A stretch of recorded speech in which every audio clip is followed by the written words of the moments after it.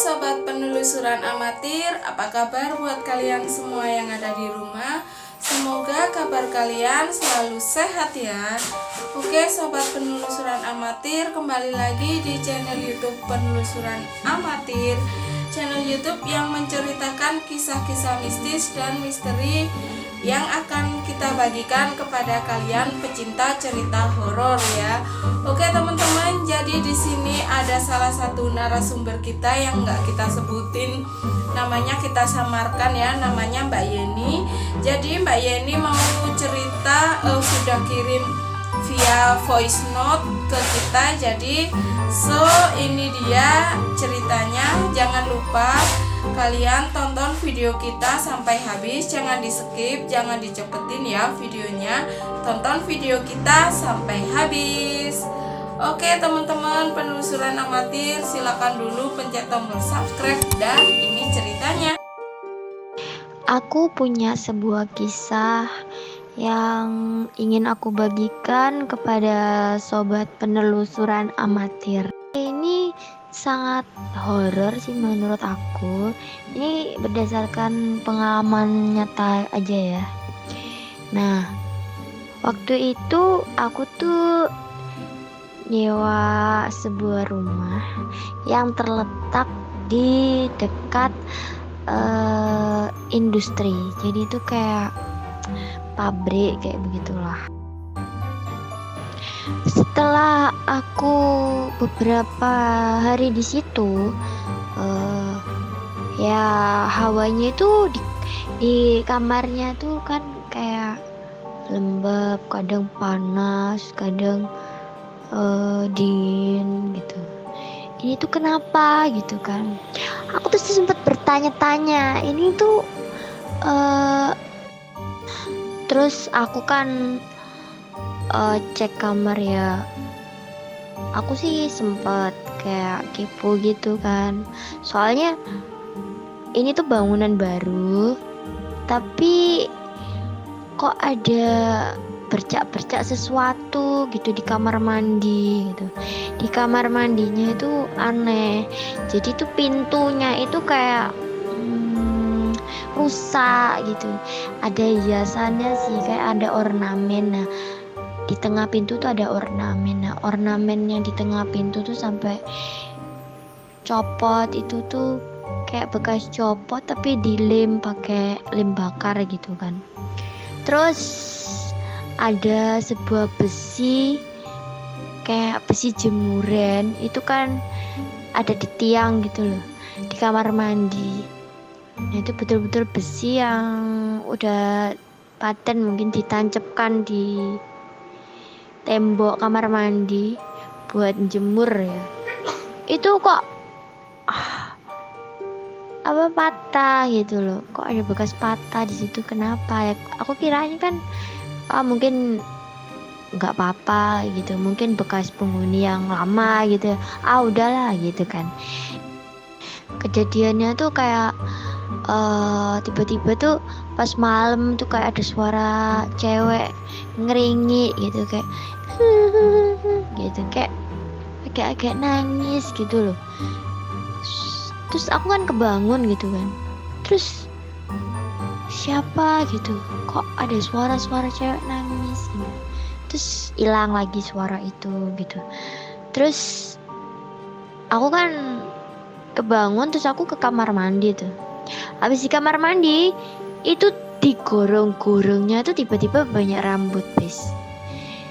Dia tuh banyak rambut yang ada di kamar mandi gitu. Kok ini rambutnya panjang-panjang gitu.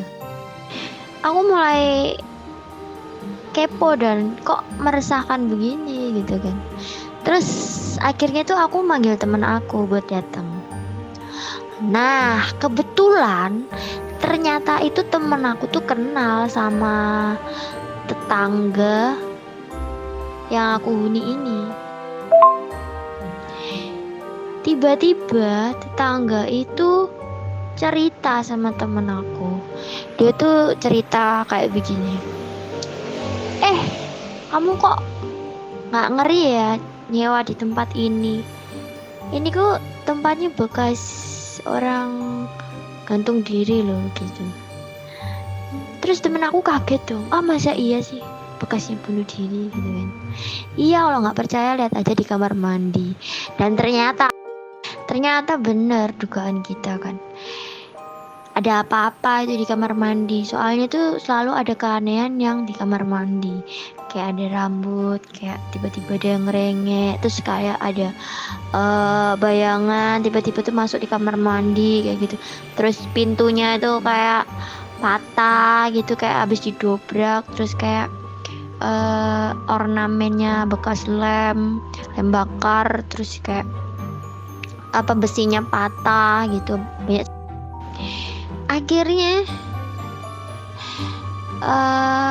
kita tanya-tanya dong, siapa sih yang gantung diri gitu kan. Nah ternyata itu kata tetangganya itu yang gantung diri itu kayak seorang anak sekolah sih, katanya gitu. Mungkin dia depresi atau apa, nggak tahu penyebabnya, kita nggak ngerti karena ya nggak mau lebih lanjut tahu tentang hal itu, karena kan kalau kita lebih tahu nanti kita lebih takut gitu kalau ada di situ gitu kan.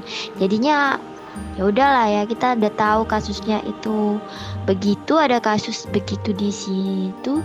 Terus akhirnya aku sama tim aku yang lain tuh berinisiatif ya gitu kan, berinisiatif buat mendoakan arwahnya. Dan kalian tahu Besti apa yang terjadi selanjutnya itu? Waktu kita itu mendoakan arwah, kita tuh pakai perantara kayak doa dan juga air gitu kan ya, air yang sudah didoakan gitu kan. Terus tiba-tiba itu salah satu tim aku tuh maju di depan Besti.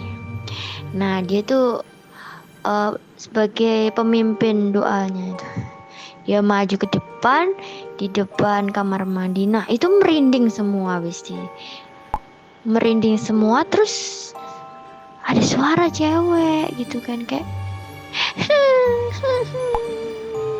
seperti itu Besti. Ya ampun, takut banget gak sih tuh? Itu tuh ngeri banget jir. Terus dia tuh mulai cipratin air kan, airnya tuh mulai dicipratin, air doa kita tuh dicipratin tuh ke sekitar kamar mandi itu. Tiba-tiba yang terjadi adalah lampu kamar mandi kita itu mati hidup gitu, kayak mati hidup kayak begitu kan. Wah ternyata dia tuh menunjukkan eksistensinya. Tiba-tiba dia tuh muncul, dia tuh menampakkan diri, benar-benar menampakkan diri di dekat tim kami, di dekat tempat tidur. Jadi tuh kamar mandinya itu kan deket sama tempat tidur tuh.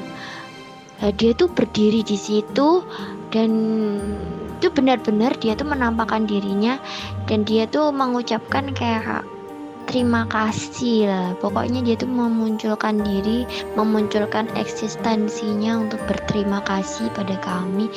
Dan dia tuh udah gak mau ganggu lagi, karena dia tuh udah merasa udah tenang, udah terbebas, arwahnya sudah damai, sudah didoakan sama kita. Jadi dia udah gak mau ganggu-ganggu lagi, dan udah gak ada kejadian-kejadian itu lagi semenjak itu. Aku punya pengalaman cerita mistis lagi di tempat yang sama itu Besti, sobat penelusuran amatir.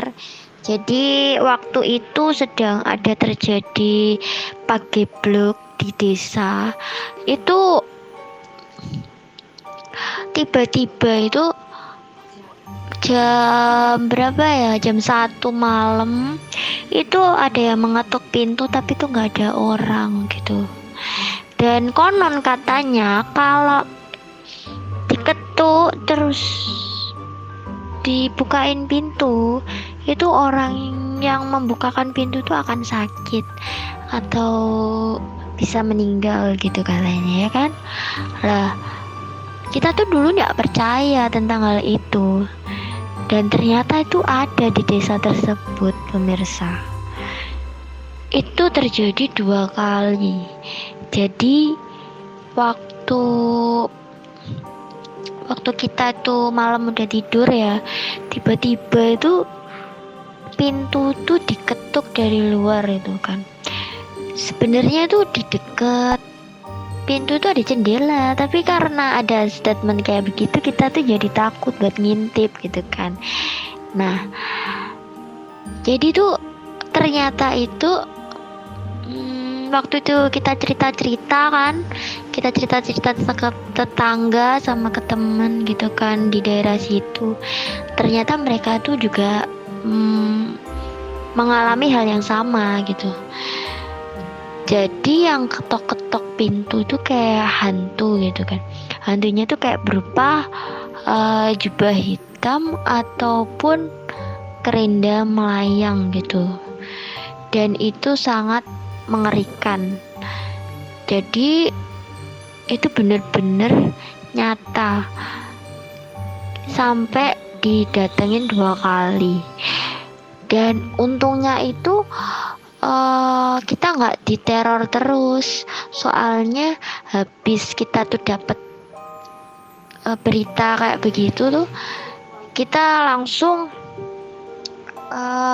melaksanakan ritual berdoa bersama. Jadi kita tuh langsung meminta perlindungan kepada Tuhan agar kita terhindar dari makhluk-makhluk yang tak kasat mata, yang jahat seperti itu, dan juga terhindar dari mara bahaya.